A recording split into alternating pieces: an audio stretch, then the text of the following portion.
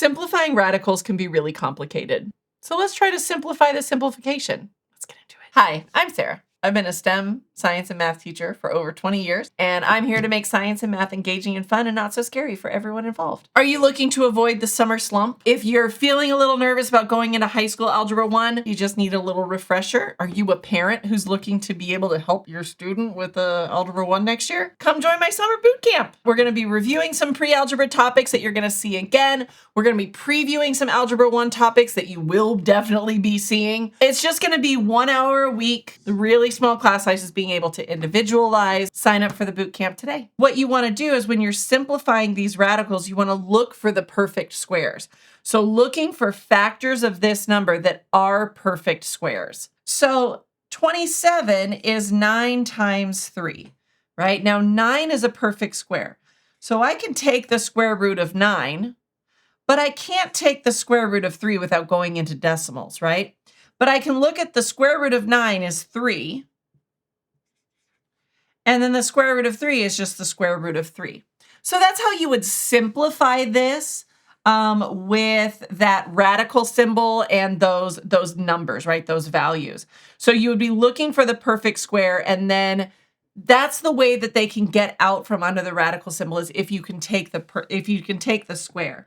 So something like the square root of 50. So how would you simplify the square root of 50? So you can certainly just estimate, but it depends on what you're doing. If you're simplifying, right? If you're simplifying, then that is something different than finding the decimal, right? Or estimating, right? So looking at this, square root of 27, well, the next highest square root would be 36, and the next lowest square root would be 25. So we would say that this is a little bit over 25, right? Square root of 27 is a little over 5, okay? So square root of 50, if we think about what factors of 50 are perfect squares, well, we've got 25 and 2. So 25 can leave the square root and it becomes 5, right? But 2 can't leave the square root because it's not a perfect square. So this would be 5 root 2. So that's going to be the simplified version of this. Now, when is this useful? It's when you're doing like operations and things with radicals and you're combining them together. And there's a lot that goes into it with some trig functions and things like that.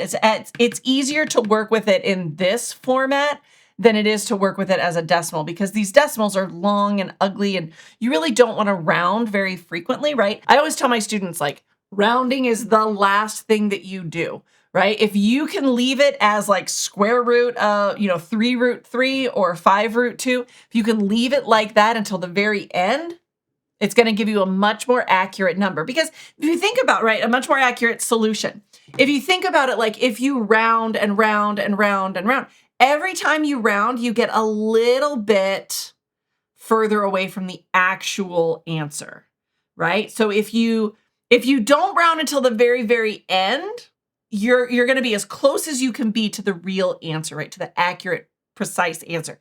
But if you round and round and round and round and round, every time you do that, you're taking a little baby step away from the actual answer. You can do this process with imaginary numbers. Yeah, absolutely. So with imaginary numbers are when you have a root of negative, right? So if I had something like root, let's just stick with 50. Let's do root of negative 50, right? Now, those of you who are new to the channel may not realize this, but imaginary numbers were just made up so people could do more math, basically.